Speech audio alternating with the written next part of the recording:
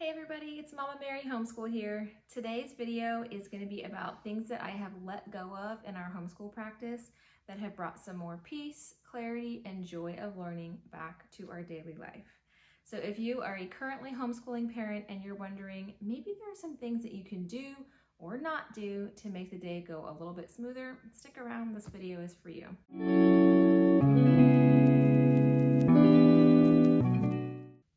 All right, so the first thing I've let go of is starting school at the same time every day. So for us right now with 3 young kids and my husband working a variable work schedule, we're not sure, like sometimes he has to leave in the morning, sometimes he doesn't have to leave for work until later in the afternoon. Starting school and being 100% consistent every single day to be doing school at the same time is really just not realistic. And when I did insist on, we have to start school right at 9 o'clock in the morning, I felt like I was setting myself up for failure, because when it didn't happen and we'd start at 9:30 or 10, I felt like we were starting the day off late, and it just made me feel like I was behind for the rest of the day. So now what I do is I set time blocks throughout the day. And this really helps me feel like I have a window of time where I know, we can start school and it's going to be a good time to do it and a productive time. And we're going to have, a couple hours where we can get a few things done. So I have a time window in the morning between 9 and 10. If we start school between 9 and 10, I know we've got a couple of hours before lunch where we're going to be focused and productive and we can get a few things done.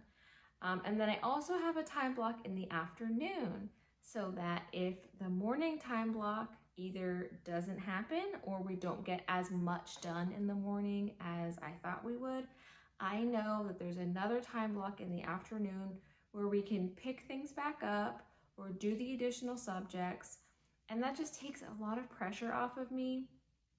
So time blocking has really helped me just feel more relaxed and not get so stressed when I have to be flexible with our school start time, which, let's be honest, with 3 young kids, something happens every day. Like there's something every morning to delay the start of school. Someone falls or someone gets a boo-boo, or the potty trained toddler is taking 45 minutes to go to the bathroom. Whatever it is, now I know I can take it in stride, and we're gonna start when we're ready and in a calm space. So the second thing that I am letting go of is pushing my early elementary learner when they are clearly just done for the day. And this was a lesson that unfortunately I had to learn the hard way. When we first started homeschooling and I had a 5-year-old kindergartner, a 2-year-old, and a newborn, I was so worried about not doing enough and not staying on track that I really pushed myself and pushed our kindergartner to do more than probably was her capacity on a lot of days. And what that did was it just took a lot of joy out of the learning, because I felt like, okay, we have to sit down at your desk and we have to do the full math lesson, and we have to do 6 subjects in the morning before lunch. And I just pushed, and we definitely had some moments where we enjoyed our homeschool, and she is super smart and kept on track with everything and really rose to the occasion, and I don't think any harm was done in terms of her love of learning. But I look back and I think, if I would have just relaxed a little bit and leaned into, more of her interests and leaned into more of how she learns and just slowed down and not pushed so hard, I think we would have just enjoyed it a lot more, to be honest with you. And that's what I'm trying to do more of this year, is understanding where each of my learners are at, and really meeting them there and not pushing too hard. So I'll give you an example specifically with math. So there's some days where math can take 10 minutes and it's really easy and they get it and it clicks, or it's just a review lesson and it's great, we get it done and we move on. And then there's days where math can take 45 minutes or even an hour if it's a more, difficult new concept, especially for younger kids. Like, grasping certain concepts are just going to take more time. And oftentimes it helps to take the lesson off the page and do a hands-on activity that really brings the concept to life. And that takes time. It takes time to set it up. It takes time to get them engaged and explain it. And it takes time to do it. And in the past, I would shy away from that and really just kind of stick to the worksheets because I felt like, well, we have to check the box and make sure this lesson is done 100%. And now I'm able to take a step back and say, you know what, we can finish the worksheet problems later or on another day, but I'm going to make sure that they really understand and feel comfortable with the concept. So I take the concept, for example, subtraction. If I'm teaching subtraction and the worksheet just isn't doing it, or the video lesson, whatever they're working on, it's not clicking for them, we'll put the book away, we'll close the computer screen, and we'll do an activity. We'll get out the counting bears, or we'll get out the math chips, and we'll, physically look at putting things together, separating them, taking some of them away. And that takes time. But, what you sacrifice in time, you gain in understanding, and also bringing some fun to the lesson. So, not pushing them to just do things one way, and not pushing them to do too much, because that really just, for me and for my kids, when I try to do that, it really just takes the joy out of the learning.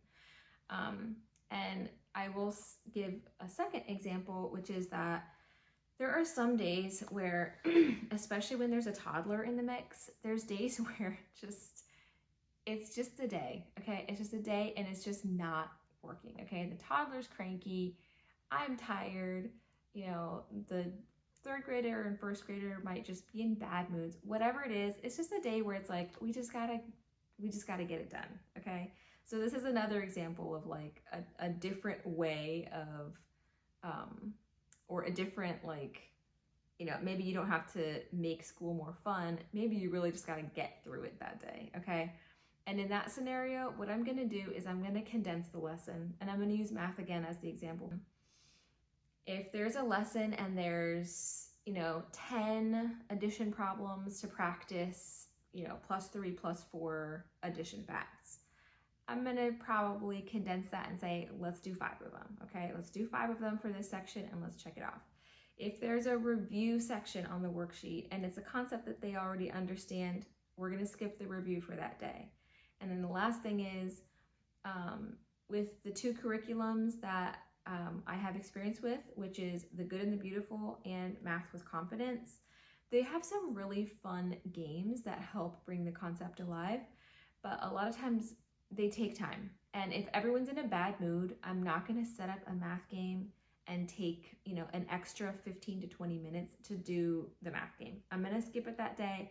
We're gonna get to the point, cut the fluff, do the lesson so we can move on, okay? And that used to scare me to do that when I was, a beginning homeschool mom.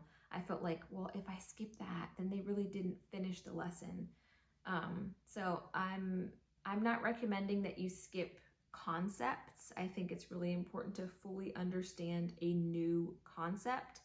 But if you're able to skip some review, or if you're able to condense a concept and help your child understand it a little quicker in order to, not make the lesson go on and on for too long, and you're kind of losing them, you can tell that their interest is fading. That's what's working for us, okay? All right, so the third thing that I am letting go of is sticking with curriculum that just isn't working, okay?